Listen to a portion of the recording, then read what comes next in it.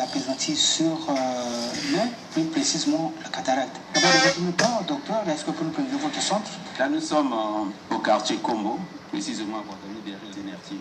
Ici, nous sommes au centre de santé communautaire des soins oculaires, appelé Santé de l'œil. Ce centre est venu pour aider la population, précisément de la zone nord. Parce qu'en partant de 45 jusqu'à Combo, il n'y a pas un centre ophtalmologique qui peut aider la population à satisfaire les besoins qu'ils ont, telles que les diverses maladies qui concernent les yeux. Je tiens à dire, nous avons beaucoup de cas que nous traitons ici à Combo. Pourquoi? Parce qu'on a vite compris qu'il y a des centres qui n'ont pas la maîtrise de ces maladies. D'où on a l'habitude de tripoter le traitement et puis après il y a toujours des échecs. Je prends par exemple les cas les plus simples, les conjonctivites. Nous avons parfois un malade qui arrive avec les yeux rouges. D'aucuns confondent avec une conduite bactérienne. Or, tandis que quand les gens vont dans les pharmacies, on achète n'importe quoi, sans pourtant que ces malades voient les spécialistes. Et après, quand ça ne tient pas, on vient vers les spécialistes pour parler de l'échec. La différence d'abord de la conjonctive bactérienne, où c'est une conjonctive qui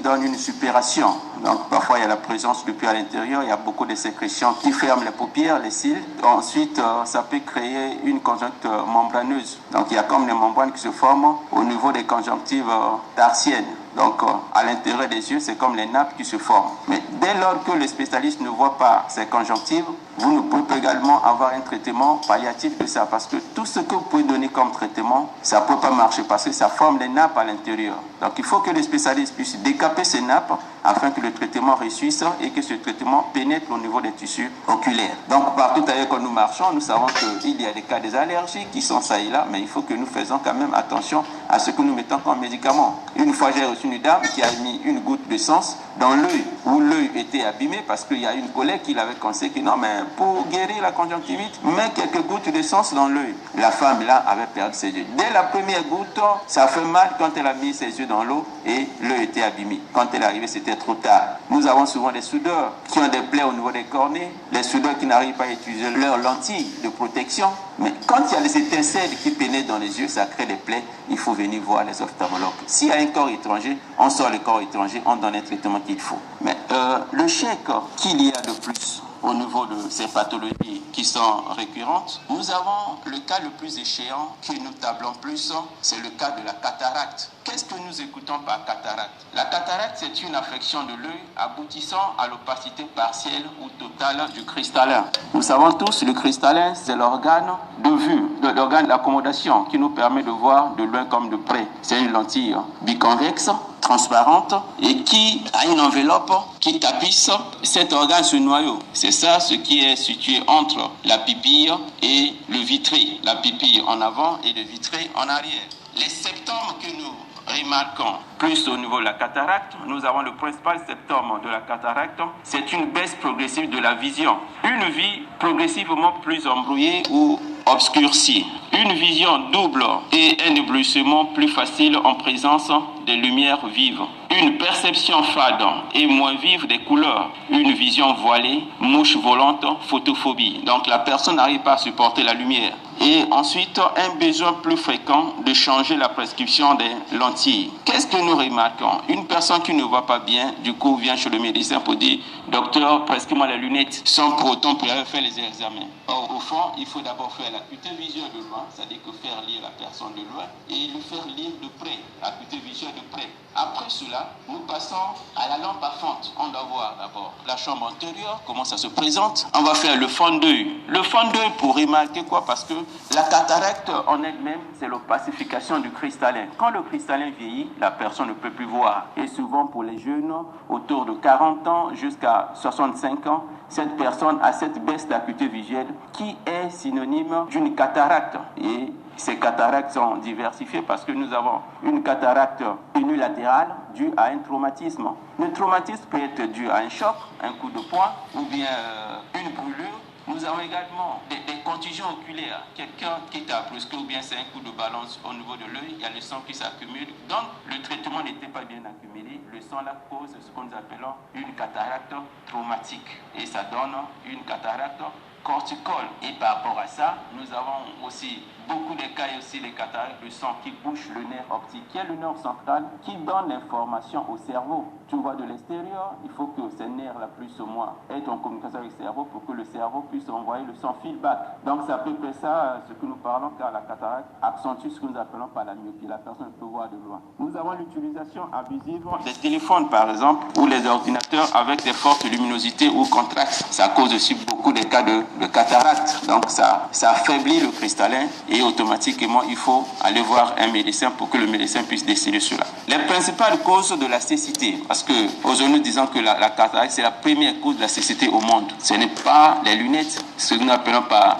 les amétropies. Les amétropies sont diverses. Nous avons le cas de la myopie, nous avons le cas de l'hypermétropie, nous avons le cas de la presbytie. La presbytie qui atteint un homme âgé, c'est-à-dire que par rapport à un certain âge, où le cristallin vieillit, ça c'est la presbytie. C'est des choses qu'on ne peut pas également avancer avec. Donc la principale cause de la cécité, nous avons la dégénérescence maculaire. Au niveau du fond de l'œil, la macula se dégénère. Nous avons le glaucome. Le glaucome, c'est la tension oculaire, où beaucoup les gens ignorent. Parfois, vous avez des vertiges, vous avez des phosphènes. Donc c'est comme si vous avez les étoiles brillantes qui se manifestent au niveau des yeux. Tu sens une photophobie. La lumière, tu ne peux pas supporter. Les maux de tête violents. Jusqu'à ce qu'on fait l'examen, on détermine, l'examen on appelle par la pression intraoculaire, pour déterminer quel degré que tu as au niveau de ton œil pour confirmer c'est le glaucome. On ne confirme pas au hasard ou bien à l'œil nu. On fait des examens appropriés pour voir. En dehors de la pression intraoculaire, on peut faire un fond d'œil pour constater qu'est-ce qui se passe au niveau de l'intérieur de la chambre postérieure de l'œil.